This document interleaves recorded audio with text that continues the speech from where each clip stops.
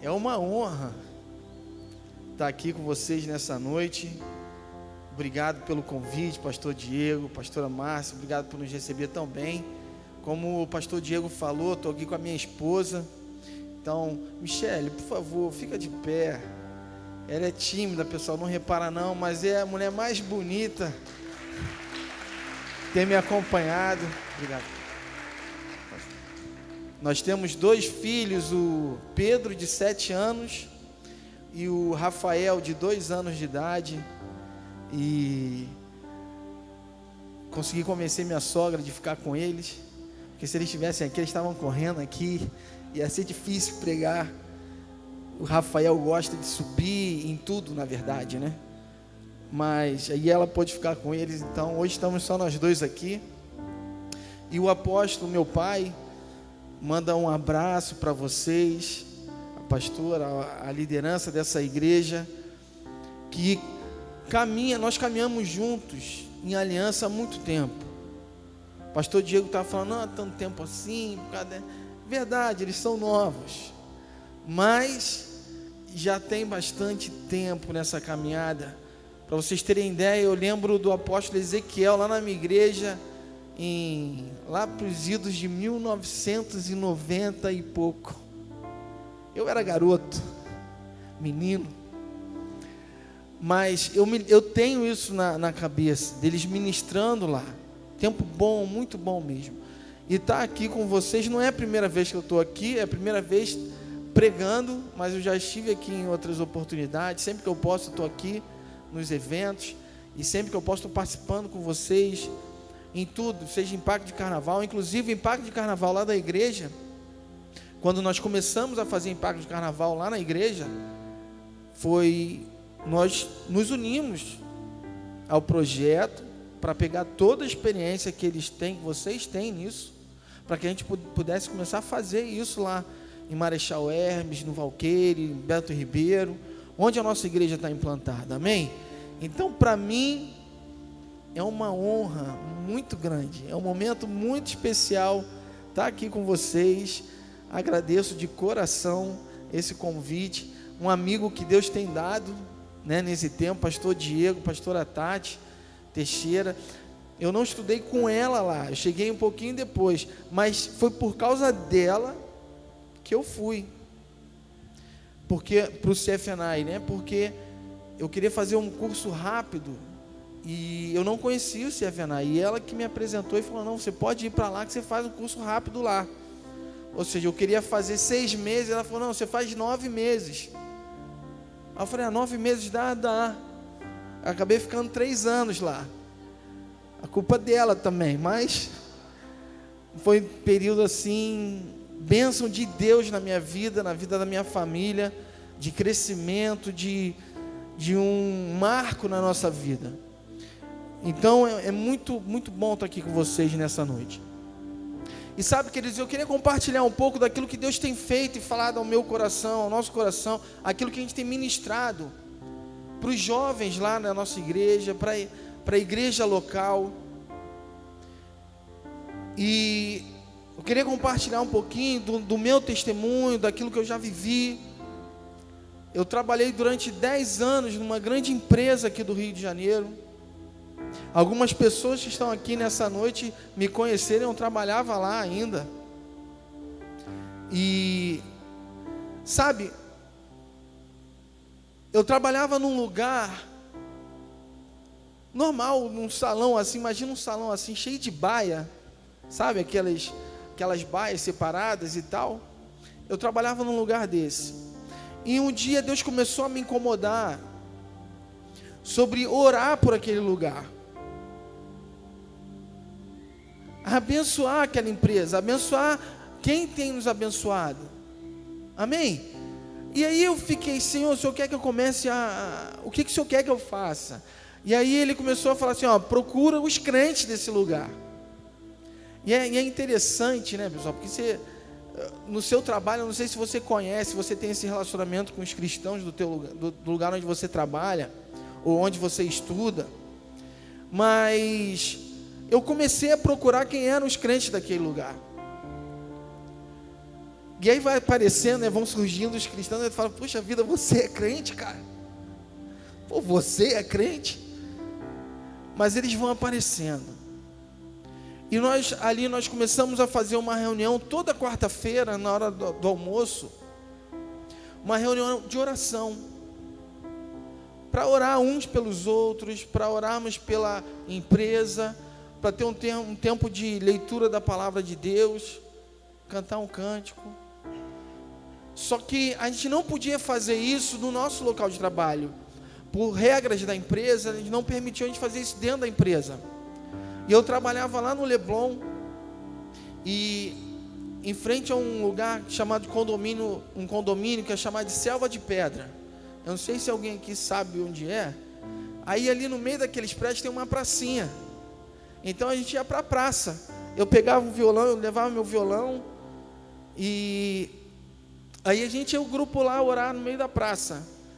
E lá naquele lugar, pessoas passando, babá com criança, gari, as pessoas vinham e ouviam a gente cantando, lendo a palavra de Deus, e eles chegavam para perto e participavam, oravam, pediam oração, pessoas ali se convertiam, e isso tudo gerou porque Deus tem chamado a igreja dele para ser luz aonde estiver. Não importa onde você está, Deus tem te chamado e tem te separado para você resplandecer aonde você estiver. Quando Deus me chamou para fazer isso, Ele colocou no meu coração uma indignação ou uma inconformidade, se eu posso falar assim. Você não se conforma mais com o que está ao seu redor. E você tem que fazer essa diferença. E quando você toma uma postura, quando você toma uma posição, e você realmente quer ser a igreja onde você está, a luz do Senhor começa a brilhar, que nada pode impedir que ela brilhe. E no livro de Mateus, ele vai falar isso: olha, não tem sentido Deus acender uma candeia e colocar debaixo da cama, ou uma cidade no monte e ela não aparecer. E quando a gente toma essas posições, as pessoas começam a te procurar. Eu não sei se você já viu no mercado ou na padaria, o que eles fazem para tirar mosquito, abelha. Eles botam aquelas luzes, aquela luz negra, sei lá o que é aquilo que eles falam. Eles botam assim no alto, que atrai os insetos. E toda vez que eu olho para essas luzes, eu vejo assim a igreja atraindo o mundo, sabe? O mundo se sente atraído porque o mundo precisa disso. O mundo está carente disso. O mundo está carente. E hoje eu estava, engraçado, hoje eu estava ouvindo um amigo falar, e ele estava falando que ele estava lendo em Jeremias. Em Jeremias Deus falava sobre a questão do amor.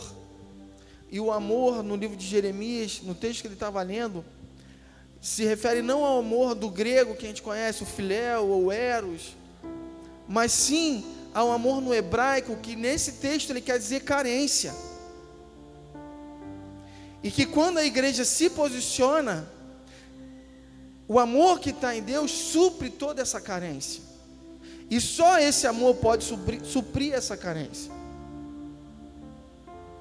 Mas eu estou falando tudo isso, queridos, para vocês, contando para vocês um pouco da minha vida, um pouco do meu testemunho, porque a gente vive num tempo que a sociedade está sendo atacada por todos os lados. Se você assiste, qual é a novela das 7 hoje? Vocês estão ligados, né? O apóstolo Ezequiel faz isso aqui também, né? Eu não sei também o nome não, pessoal. Mas se você assistir uma novela, se você assistir um seriado, se você assiste Netflix, se você assiste qualquer filme hoje em dia, a questão do homossexualismo, a questão da desconstrução da família, de traição, de adultério, de pessoas com mais de um relacionamento. Eles falam relacionamento aberto. Todas as formas de amor. Queridos, eu estava falando para os jovens uma vez e eu perguntei assim: olha, quando foi o primeiro beijo na televisão? Quem sabe quando foi o primeiro beijo na televisão? 1951. Primeiro beijo na televisão. Isso é uma quebra de paradigma. Porque naquele tempo, um beijo público assim escandalizava as pessoas. Só que o que o inimigo faz? Ele te choca, ele faz todo mundo ver. Quando todo mundo viu isso, aquilo que te chocava já não te choca mais. Então o teu paradigma, aquilo que te trazia um limite, ele anda. 10 anos depois, veio o primeiro beijo gay pela mesma mulher que teve esse primeiro beijo na televisão. O que eu quero te dizer é que aquilo que te chocava antes já não choca mais, e com isso a sociedade ela vai sendo desconstruída. Eu falava ainda há pouco para vocês que eu tenho um filho chamado Pedro, de 7 anos de idade. Uma vez eu fui buscá-lo na escola, e ao chegar lá, eu vi 2 meninas, deviam ter uns 13, 14 anos de idade, namorando na escola dele. Pastor Diego, eu olhei aquilo, eu falei, eu vou lá falar com elas, não é possível. Cadê o pai dessa menina? Eu fiquei escandalizado. Só que quando a gente para pensar, quando a gente pensa na igreja do amanhã, quando a gente pensa nos nossos filhos, eu fiquei pensando assim: será que o meu filho se escandaliza com isso?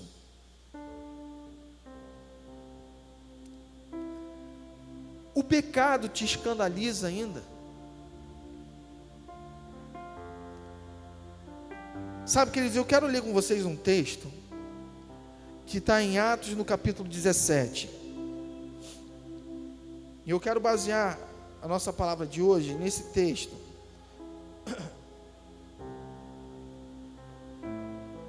Porque o culto de quarta-feira aqui é quarta em chamas. Lá na nossa igreja é quarta do avivamento.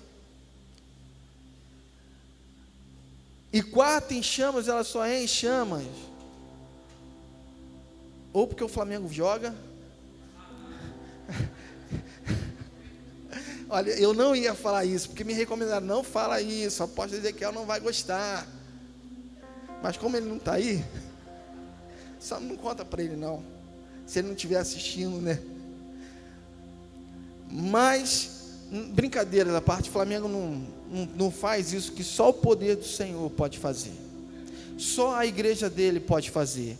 Não é time de futebol, não existe pessoa alguma que pode fazer. É só o poder de Deus através da igreja. Então uma quarta-feira em chamas é só através do poder de Deus na sua vida. Você abriu lá Atos 17? No versículo 16, a partir do versículo 16, diz assim: enquanto Paulo esperava por eles em Atenas, ficou muito indignado.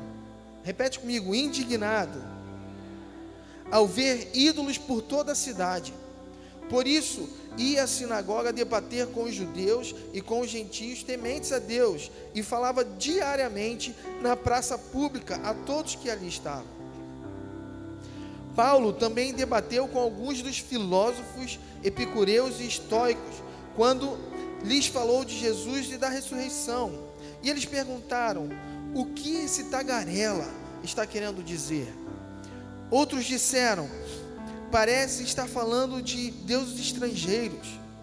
Então levaram Paulo ao conselho da cidade e disseram: pode nos dizer que novo ensino é esse? Você diz coisas um tanto estranhas e queremos saber o que significam. Convém explicar que os atenienses, bem como os estrangeiros que viviam em Atenas, pareceu não fazer outra coisa senão discutir as últimas novidades. Então Paulo se levantou diante do conselho e assim se dirigiu aos seus membros: homens de Atenas, vejo que em todos os aspectos vocês são muito religiosos, pois enquanto andava pela cidade, reparei em seus diversos altares. Um deles trazia a seguinte inscrição: ao Deus desconhecido. Repete comigo: ao Deus desconhecido. Esse Deus que vocês adoram sem conhecer é exatamente aquele de que lhes falo. Ele é o Deus que fez o mundo e tudo que nele há. Uma vez que é Senhor dos céus e da terra, não habita em templos feitos por homens, e não é servido por mãos humanas, pois não necessita de coisa alguma. Ele mesmo dá vida e fôlego a tudo e supre a nossa necessidade. Sabe, queridos, quando a gente lê esse texto, algumas coisas me chamaram a atenção. Quando eu li esse texto, algumas coisas me chamaram a atenção. A primeira coisa era a indignação de Paulo. A indignação de Paulo mexeu com ele. A indignação de Paulo lembrou a ele o propósito de Deus na vida dele.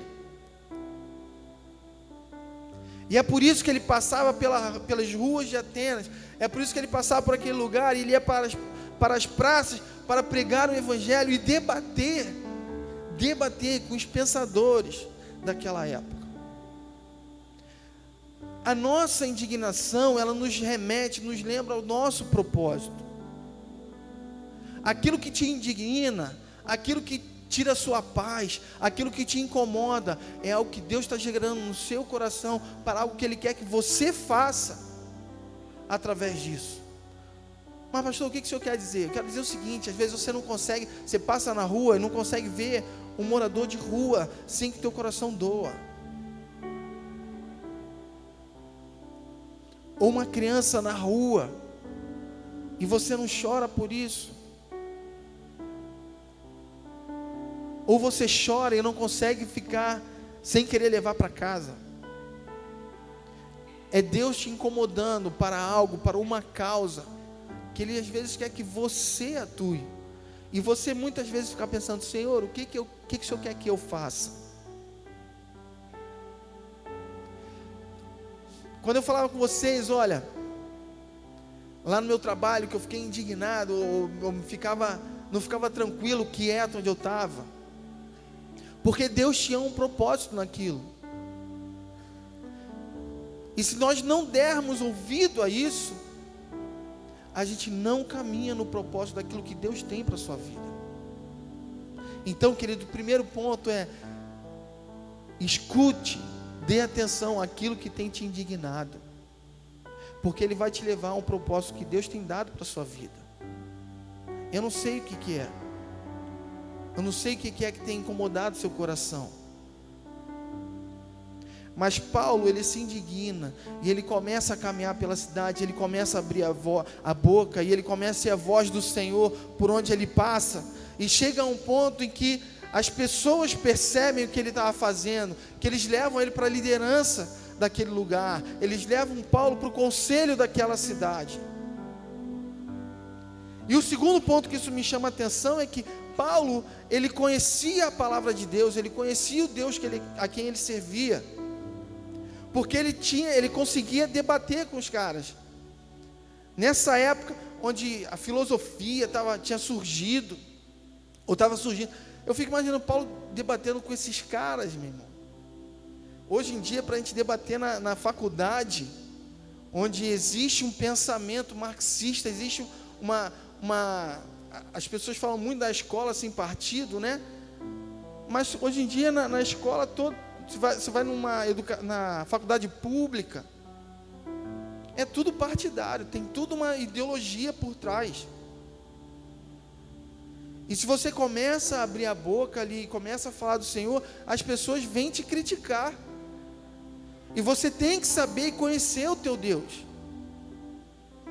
E toda vez que eu falo de identidade, toda vez que eu falo, a gente tem que ter um relacionamento com Deus, a gente tem que saber quem nós somos, quem você é, qual é o teu Deus, qual é o Deus que você serve. Eu me lembro da serva de Naamã, que ela vê o Naamã, o patrão dela lá, a quem ela servia, o general, ela vê o cara doente, e ela fala assim para ele: olha, de onde eu vim, existe um profeta, do Deus de onde eu vim, que pode trazer cura. Queridos, uma menina que a Bíblia nem fala o nome, mas ela sabia quem ela era, ela sabia o Deus que ela servia, e ela foi boca profética do Senhor naquele lugar. E Deus tem te chamado para um relacionamento, para que você seja boca profética, aonde você está. Às vezes não é o lugar que você quer estar, mas Deus está te colocando ali, para que aquele lugar seja transformado pela tua presença.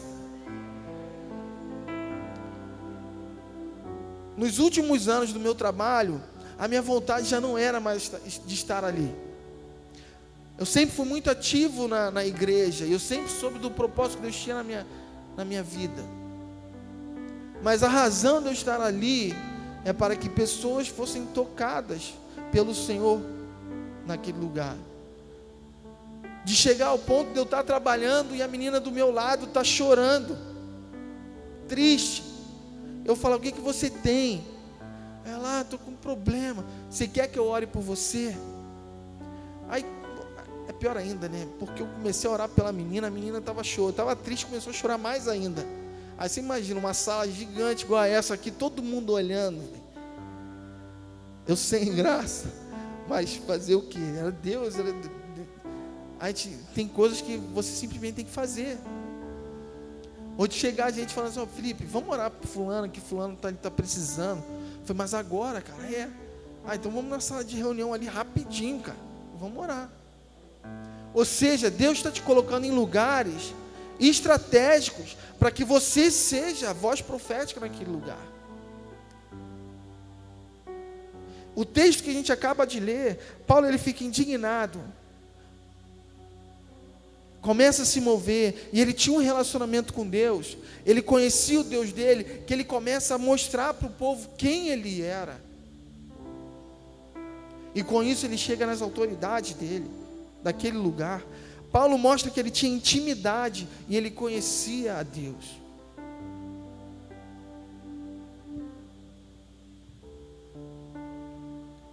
E Paulo, quando começa a falar com eles sobre aquilo que ele estava fazendo, ele entende a necessidade daquele lugar. Repete comigo assim: necessidade de onde eu estou.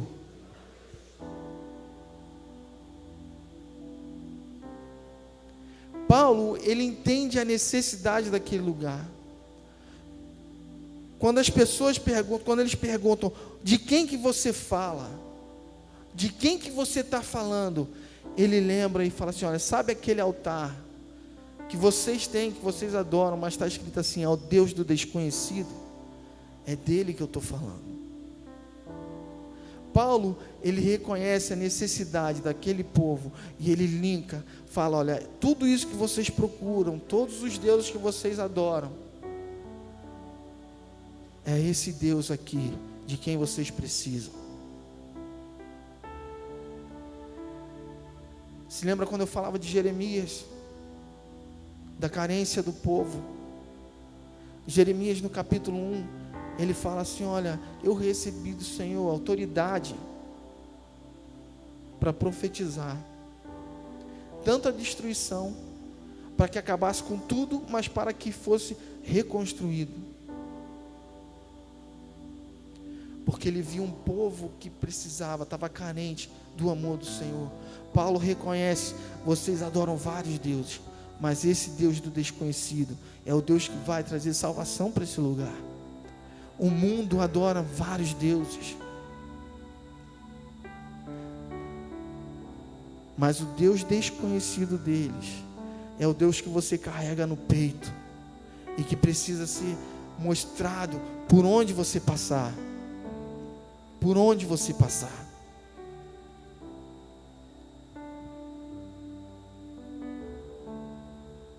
O último ponto que eu tenho para a gente nessa noite é que Paulo, ele se indigna, ele conhece o Deus dele, ele prega o Deus dele, mostra para o povo quem o Deus dele é.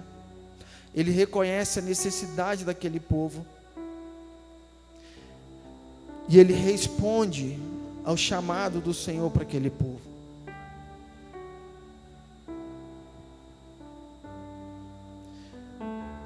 Deus tem chamado uma geração para fazer diferença nos dias de hoje. Deus tem chamado um povo para fazer diferença nos dias de hoje. Deus tem chamado uma igreja para ser resposta para um povo doente, que precisa e anseia pela necessidade, pelo amor do Senhor. Anseia pelo amor do Senhor.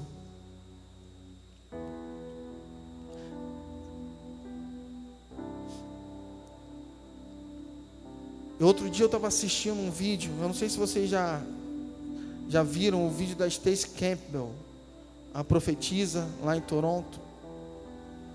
Sabe qual é? Aquele em 2015, numa conferência lá em 2015, eu estava nos Estados Unidos naquela época, e quando eu vi aquele vídeo eu não acreditei, gente. Eu falei, não é possível, é isso mesmo? Uma conferência, quantos aqui sabem, já viram esse vídeo? Lá em Toronto, no Canadá, uma conferência da igreja de Toronto, uma profeta do Senhor sobe no altar e ela começa a profetizar naquele lugar. E ela começa a falar de um lugar que ela fala assim, olha, o que pode se esperar daquele lugar? Resumindo, né? Ela falava assim, o que ninguém espera nada daquele lugar.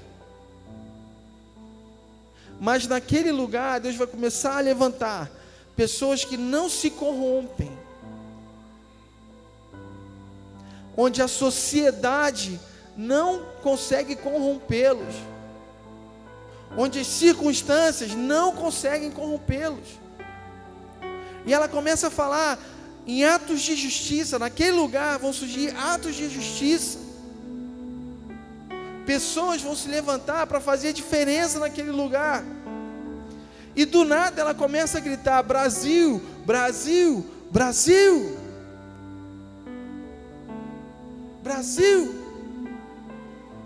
E toda vez que eu vejo aquele vídeo, eu me arrepio, porque eu vejo que é um chamamento do Senhor para a nossa nação, onde Ele fala assim, Brasil, Brasil, Brasil, é o teu tempo.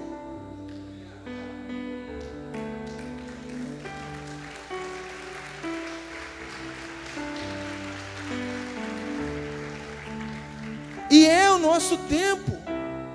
O que nós estamos vivendo nos dias de hoje, tanto na política, quanto numa transformação social, é um alinhamento do que Deus tem para essa nação. Em 2015 ela falava assim, a corrupção irá acabar. E o que a gente tem visto, e a igreja, é claro que não foi a partir de 2015, porque a igreja ora contra isso há muito tempo. Mas está acontecendo, nós estamos vendo.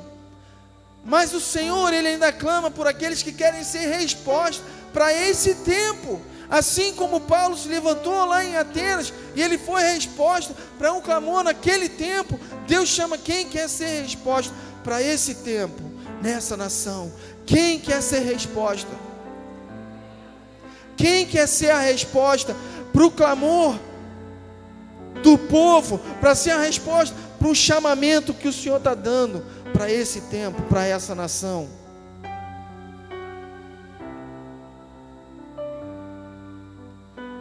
Se a nossa quarta-feira ela é em chamas, a quinta-feira ela tem que ser mais forte ainda. Por onde você passar. Engraçado que me vem à memória agora. Você sabe por que nós somos brasileiros? Sabe por que do nome do brasileiro? Já falaram? Já deve ter ouvido falar, né? O porquê do brasileiro? Porque que eles eram aqueles que carregavam o pau-brasil. E eles falavam que aqueles que carregavam o pau-brasil eram aqueles que carregavam a chama, né? Que carregavam a brasa.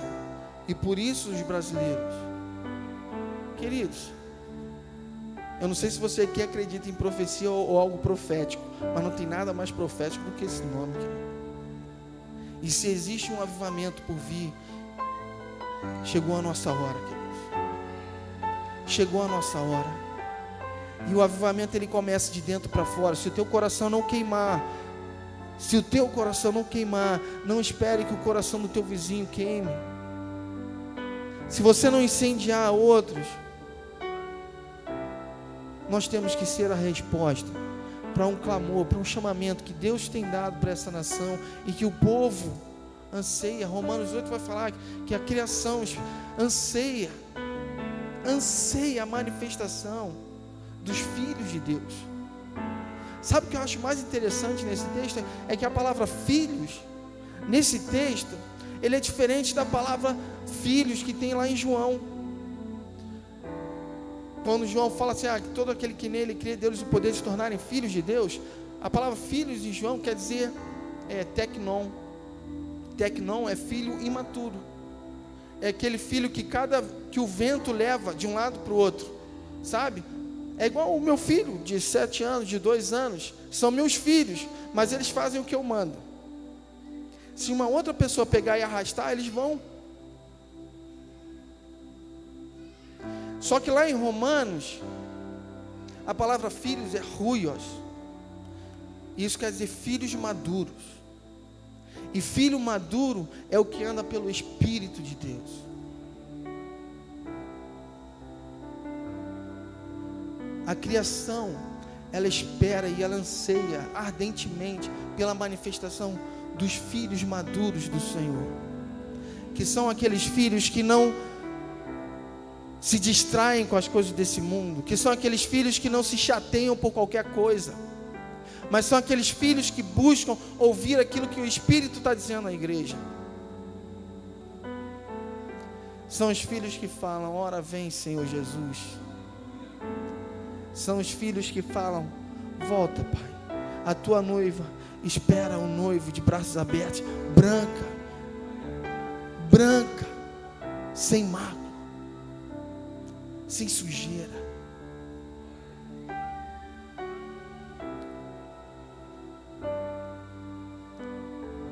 É isso que Deus quer de nós. Ele não pede muito, Ele pede, filho, só me escuta, faça aquilo que eu te pedi. Ele nos dá a oportunidade de fazer parte de algo grandioso que Ele está preparando para nós nesse tempo. Você quer fazer parte disso? Você quer ser a resposta para isso? Você quer ser a resposta para esse tempo? Você quer ser a resposta para essa nação, para essa cidade, para a tua casa, para a tua família, no lugar onde você estuda, no lugar onde você trabalha? Você quer ser a resposta? Então fica de pé, nós vamos orar, e eu quero orar por vocês nessa noite.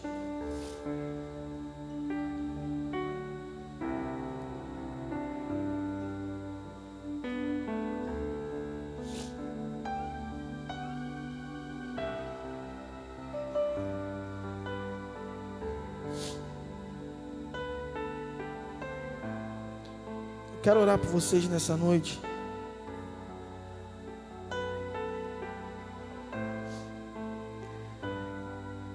Sabe, uma vez eu fui num lugar, eu fui pregar num lugar e Deus tinha me mostrado assim, olha, você vai orar por 2 pessoas lá que estão com um caroço no seio. E aí eu cheguei naquele lugar, preguei, trouxe uma mensagem, e na hora de orar eu perguntei